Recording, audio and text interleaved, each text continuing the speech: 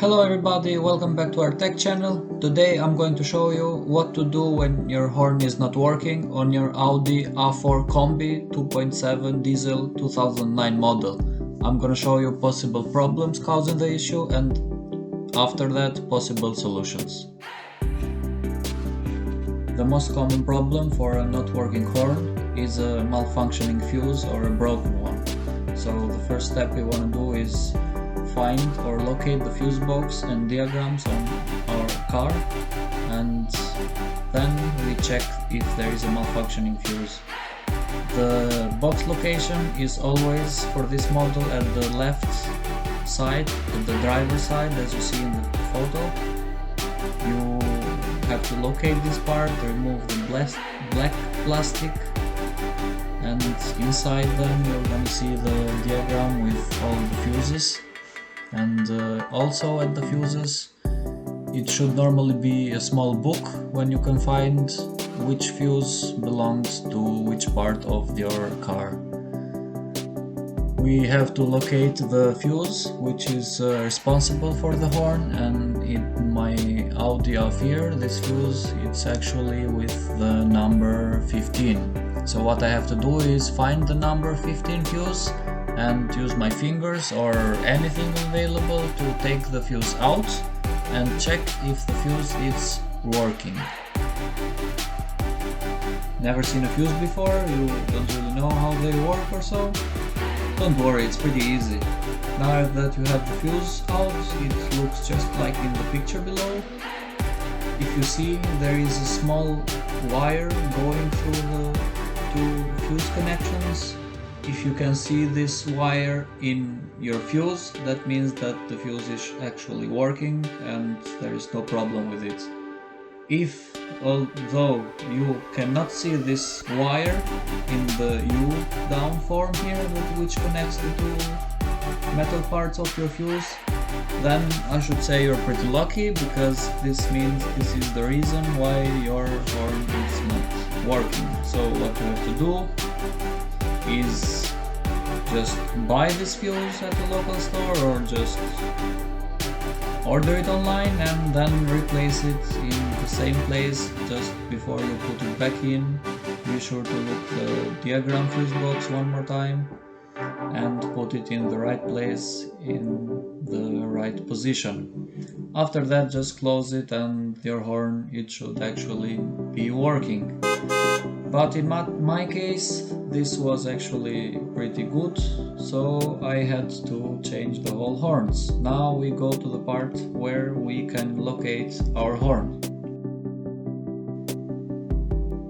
First of all, you have to be aware that your car doesn't only have one horn, but two horns, low tone and high tone, and from the name you should actually understand that one makes a higher tone and the other one a lower tone. We can locate these two horns at the front bumper of our auto. Luckily for us, we don't have to remove the whole bumper, but we have to remove only the black plastics underneath the bumper. After we remove the black plastics, just be careful not to break them. As it is shown by the arrows in the picture, the horns should be on the inside part, now accessible from the front. This is just to show you where the horns are located, but in this step is not easy to take them out. After remove the black plastic, here you can find the horn. It's not easy to see it directly though, but you can touch it.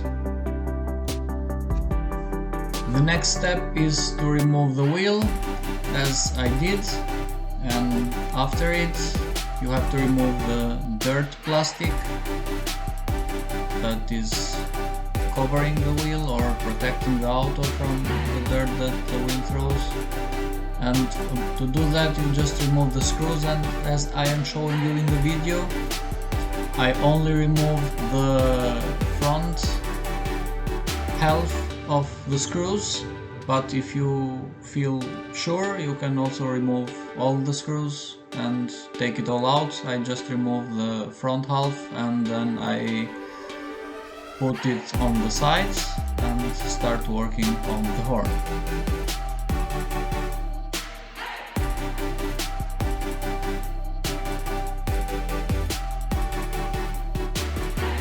Be careful when you put those screws out. This specific screw is actually two parts. You take the first part out and then the second out. Now that I have unscrewed the first half, the front half of the cover, I have put it on the side, as you can see on the video. And now we have full access and a full view where the horn is located. So this here is the horn, and the first step is to unscrew it. For that you are gonna need the number 13 if I'm not wrong. So let's just unscrew it first. So here we have it. After unscrewing the horn, it hangs on the front, so just push the clipper here up and it should go out. Just repeat this procedure for the other side, for the driver's side too, and then you should have the two horns out.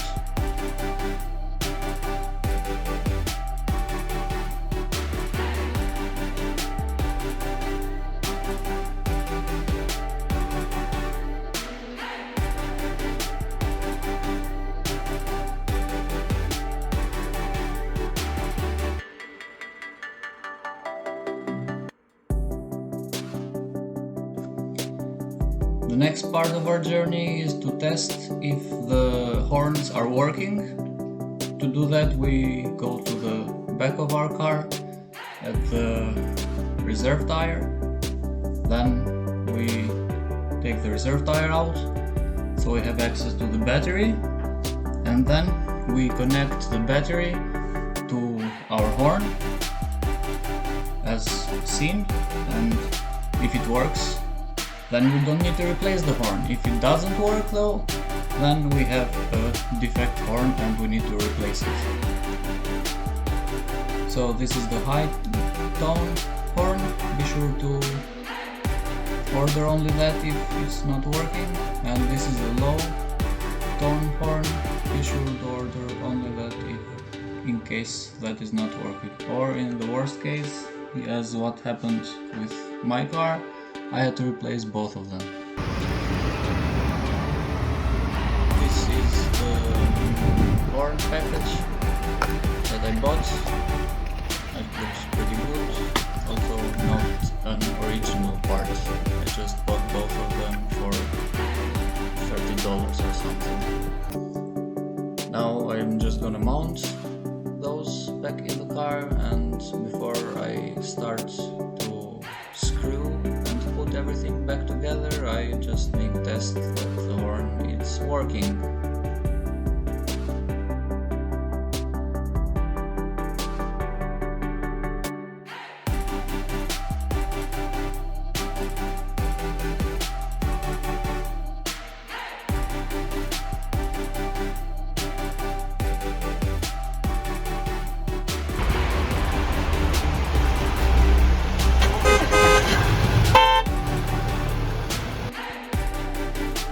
After making sure that everything is working properly, we just screw first the horn back in the auto. We put the black plastic part inside, then we start screwing back and mounting the plastic cover on the wheel sides. Be sure to put every screw back in and be sure to make those tight, because in many cases it can go out and you have a broken tire, or just it goes all out and then you have a bigger problem. Then make sure you also put your wheels tight back together and you should be on. Thank you very much for watching this video. Special thanks goes for Albi and Jenny for making this video possible, and see you guys on the next one. Bye.